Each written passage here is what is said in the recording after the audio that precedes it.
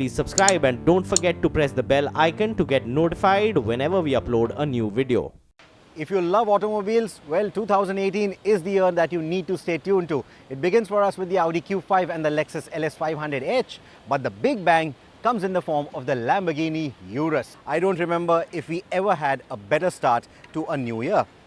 That's right. The Lamborghini Urus in fact sets a new segment called the Supersport SUVs, and with that Lamborghini, well, it is a Lamborghini and we know it will stay true to its name in the form of performance, handling and lots more. Rohit, what do you think? I think that's one car that we are certainly looking forward to drive, and like I said, it's certainly going to be the best start to the year. But in February, you also have the Auto Expo. A lot of new automobiles will come there, something that you and I can relate to, something that you and I can look forward to buying. And I think the biggest name is the Swift. It finally makes its entry into the Indian market in its all-new avatar, and that's something that a lot of us have been looking forward to. Of course, this is the next generation Swift, comes in with better engines, more space, more amenities. It looks completely new. And of course, apart from that, Rohit, what is more interesting to me is that there is a new Swift coming, yes, but along with other manufacturers who compete with the Swift will bring in updates as well, namely the Jazz, the Hyundai i20 as well as the Polo. Unfortunately, we won't have the new Polo, the new generation Polo coming in so soon, which is why the facelift is going to happen. And Rohit, I think before we move up, let's move a segment below and move down to smaller hatchbacks. There's a big name coming back, the Hyundai Santro. Yes, I think that's something that we all of us have been talking for quite some time now. Hyundai is going to make a fresh attempt at the entry-level space. And what better vehicle to do it with than the Santro? That name makes a comeback. We are told that it won't be called just the Santro. There could be some prefix or suffix to it, like Hyundai has been doing with all their latest models. But nevertheless, names apart, I think that's going to be one vehicle that could make a lot of difference in that entry-level space. Now that consumers are looking at even bigger hatchbacks or even the more premium segments, I think this segment still has a lot of value. The Quid showed it to us, and I think the Santro can make a lot of difference. Okay, and before we forget, there is the Tata Tiago electric vehicle coming as well. Yes, a lot has been spoken about the electric vehicles, about the road to electrification, as the government has now already made its intentions clear that most new vehicles that will be sold in India by 2030 should be electric. And I think Tata is reacting straight up. They are hopefully going to be showing us the Tiago electric vehicle at the Auto Expo. That's again something that we all need to make sure that we go to the Auto Expo and check out. And moving up, I think, into the sedan segment, Toyota is now again making an attempt at the premium space, or at the executive sedan space, and they will take on the Verna, which recently won the Car of the Year award. You also have the Honda City. The Ciaz is expecting a facelift, and now Toyota will enter with the Vios. Now, this is a car that we drove in Malaysia a few years back, but an updated version of that with newer engines, newer technology, newer kit. It's all expected to come to India very soon, and Toyota will make that announcement at the Auto Expo. That's right, and then let's move on to what Indians love the most, SUVs. SUVs and crossovers.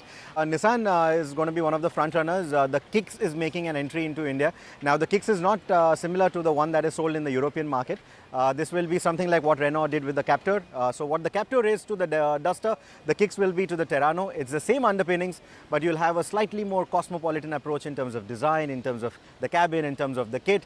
And I think that's going to be one important product from Nissan. But Hyundai is not going to take it lying down. The Captur is here, the Kicks will be here. The Creta is going to react with a facelift. There will be an updated Creta that is going to hit the market this year. So expect new kit, expect a few tweaks to the fascia. So I think, yeah, that's one vehicle to look forward to as well. Of course, and talking about the Creta, how can we not talk about the Duster? Now, there is a new Duster that's out internationally, and we think it's going to come to India next year as well. And apart from that, talking about the same Renault-Nissan family, there is a Datsun Go Cross that was showcased 2 years back at the Auto Expo in concept form, and now we think it will be out in production form as well. Yeah, looking forward to that as well. So let's hope. I think Nissan and Datsun are not going to participate at the Auto Expo, which is a bit of a dampener, but Renault is. So if you are planning to go to the Auto Expo, that's one exhibit that you certainly need to check out. And then talking about something more exciting, I think, Rohit, now it's time for us to move on to the bigger cars that we love to drive. The luxury cars, the leisure cars, the sports cars. And again, like every year, I think this year as well is going to be big for this segment. There's a lot happening in this segment. why don't you start off with... Yes, Rohit just mentioned about the LS500 Edge from Lexus, which will be one of the first launches this year in January. And this is a car that takes on the Germans like the S-Class, the A8. Well, there is the new 8 coming. Rohit, you drove it recently. I drove it recently. I think it made headlines for all the autonomous driving technologies that it comes with. I'm not sure if any of that is going to make its way into India, since the government has already said that roads are not safe for these technologies yet.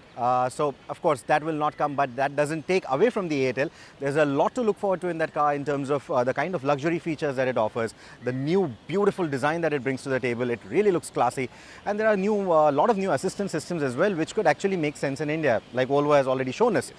And the king of the segment, the S-Class, that also received a major update this year, and that is also something that Mercedes-Benz will bring down to the Indian market. It's still the highest selling car in that segment, and I don't think Mercedes-Benz will waste any time, and that new S-Class will be in the Indian market this year as well. And coming back to Audis, another Audi that Rohit and I both, I think we're really looking forward to is the RS5. Audi brought in the Brat Pack, the A5, the entire series last year, but the RS5 is still pending. I think that Brat Pack is not full. I mean, it's not complete without that RS5, and we really hope that Audi brings it to the Indian shows this year.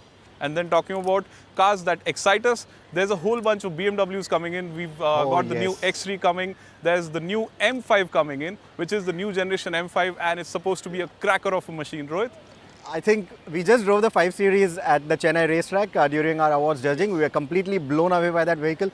And the new M5, with the kind of numbers that it has right now to offer, I think that's one car we want to drive. So BMW, do not waste any time. Bring that car here already. Yeah, and moving back to SUVs, there's a new SUV coming from Volvo, which will be the XC40. And I think that's an SUV that's going to rival the likes of the Audi Q3 and the BMW X1, a very important segment because that's like the volume segment for most of these luxury car manufacturers. And the XC40 is a completely new take from Volvo, a new segment the manufacturer is entering. And I think we are looking forward to that one. Absolutely. In fact, our correspondents are driving the car as we speak. Pretty impressed with that vehicle. That's something to look forward to. Well, talking about launches, there's another manufacturer that we're all looking forward to, which is Kia. Rohit spoke about it briefly, but there's more cars from Kia than we can actually count. There's some we're expecting to be showcased at the Auto Expo's concept, but there's some production cars as well. Rohit, you drove the Stinger last year. The Stinger GT. I think I fell in love with that vehicle after I drove it in Frankfurt. And that car is coming to the Auto Expo at least. We are not yet sure if it will come to India. Kia is contemplating keeping that as their halo car. But of course, all that will be clear in 2019 when Kia actually begins their Indian operations. But their entire product portfolio is going to be on display at the Auto Expo this year. And I don't think there's any other place where you can go and get a glimpse of all those cars up close. So I think Auto Expo, if you are still looking for a reason to visit the Auto Expo, this is one reason. There's a new car maker out there who is coming into India, and you should definitely go out and check that entire portfolio right there.